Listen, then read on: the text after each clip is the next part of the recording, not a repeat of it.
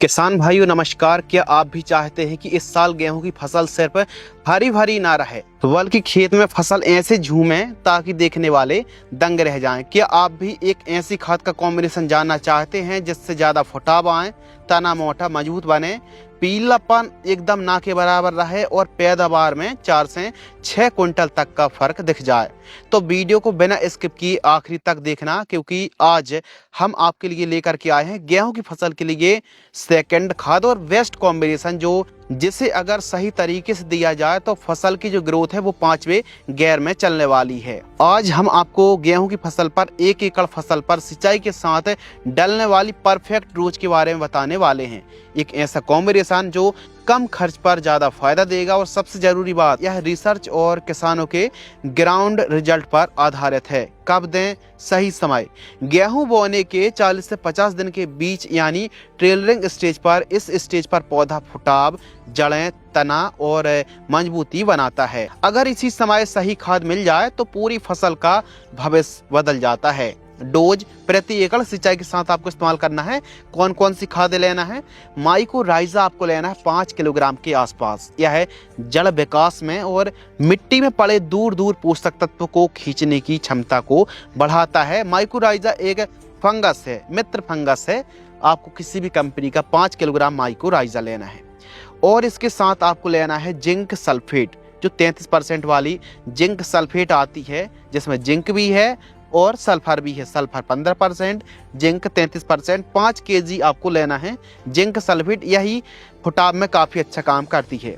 Urea खाद आपको लेना है 45 किलोग्राम के आसपास और पीआई की बायोबीटा ग्रेन्यूल सीवीड आपको लेना है 8 किलोग्राम से लेकर के 10 किलोग्राम। इन सबको सिंचाई के साथ खेत में आप 1 एकड़ में इस्तेमाल करेंगे और 4-6 दिनों बाद जो रिजल्ट हैं वो खुद बोलने वाले हैं। गेहूं की फसल पर इस दूसरी खाद, दूसरे कॉम्बिनेशन इस्तेमाल करने से क्या फायदे हैं, क्या महत्व है, आइए आसान भाषा में समझते हैं।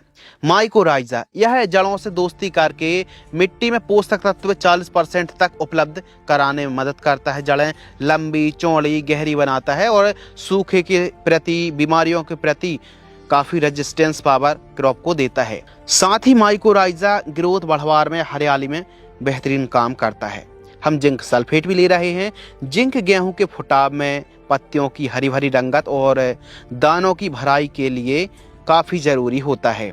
जिंक की कमी के कारण काफी पीलापन बना रहता है और फसल कमजोर काफी ज्यादा दिखती है। तो जिंक सल्फेट से टेलरिंग फुटाव की संख्या में भी काफ़ी ज़्यादा वृद्धि होती है। यूरिया नाइट्रोजन पौधे की ग्रोथ के लिए, पत्तियों को, तना को क्लोरोफिल बढ़ाने में काफ़ी महत्वपूर्ण रोल निभाता है। सही मात्रा में यदि आप यूरिया खाद का इस्तेमाल करेंगे तो बढ़िया, तेज गति से, तीव्र गति से रॉकेट की तरह फसल की ग्रोथ मिलने वाली है।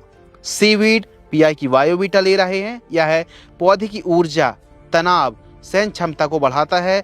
हार्मोनल जो एक्टिविटी है ग्रोथ को बढ़ाता है और जड़ से लेकर के पत्तियों तक प्राकृतिक बूस्टर की तरह काम करता है। सीवीड समुद्र में उगने वाली घास है, उसके निकाला गया अर्क कह सकते हैं। सीवीड यह लो सनलाइट में भी प्रकाश के द्वारा भोजन बनाने में भी काफी सक्षम हो जाता है। क्लोरोफिल को बढ़ाता है और फसल को गहरी हरी भरी प्रदान करता है। इस कॉम्बिनेशन का इस्तेमाल करने से क्या फायदे होंगे हमारी फसलों पर? गेहूं की फसल पर जो खेत है एकदम ज़्यादा से ज़्यादा फुटाव देखने के लिए मिलेंगे। पौधे का तना मोटा, मजबूत और स्टोरेज जो क्षमता है उसको भी बढ़ाएगा और प्लांट गिरने के प्रति रेजिस्टेंस पावर देने वाला है। फसल गहरी हरी भरी के साथ साथ चमकीली और हरे रंग की दिखेगी। पीलापन और रुकावट, जो दबी हुई ग्रोथ है, कमजोरी खत्म करेगा और जड़ों का फैलाव भी तेजी से बढ़ेगा। इस कॉम्बिनेशन से दानों का भराव अच्छा होगा और उपज वृद्धि में काफी मदद मिलने वाली है। कम लागत पर शानदार आपको रिटर्न मिलने वाला है। क्यों 40-50 दिन ही सबसे सही समय है? फसल इस समय टेलरिंग स्टेज पर होती है, क्राउन रूट इनिशिएशन स्टेज पर होती है और यही समय फुटाव और पैदावार तय करता है। नाइट्रोजन और जिंक अच्छा रिस्पॉन्स सबसे तेज मिलता है और सीवीड से माइकोराइजा जड़ वृद्धि को दोगुना कर देता है। यही समय फुटाव और पैदावार तय करता है। नाइट्रोजन और जिंक जब आप मिक्स करके प्रयोग करेंगे तो फसल में जो रिस्पॉन्स है वो सबसे तेज मिलता है। क्योंकि जिंक और नाइट्रोजन मिलकर के फसल को न केवल गहरी हरी भरी बनाता है बल्कि पौधे को मोटा मजबूती देता है, जड़ तंत्र को काफी ज्यादा मजबूत करता है। सीवीड से और माइक्रोराइजा इस्तेमाल करने से जड़ वृद्धि में 2 गुना बूस्टिंग मिलने वाली है, यानी इस समय दी गई खाद सीधे पैदावार में कन्वर्ट होती है। सावधानी क्या रखनी है, मान लीजिए आप फ्लैट इरिगेशन से सिंचाई करते हैं, खुला हुआ पानी देते हैं, तो पहले ना दे करके आप पहले सिंचाई कर दें और जब नमी हो तो उस समय आप खाद को दे करके फेंक करके दे दें, घुल जाएगी।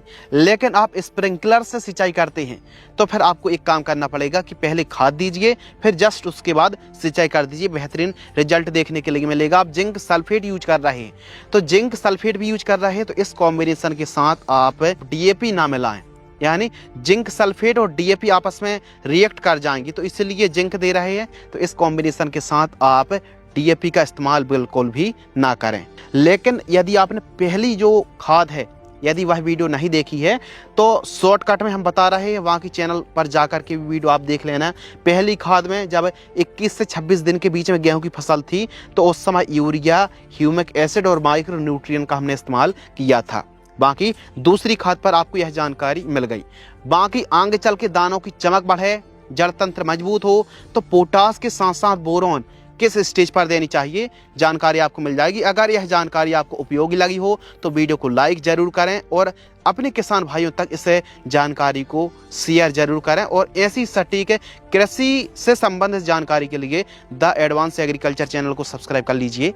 धन्यवाद।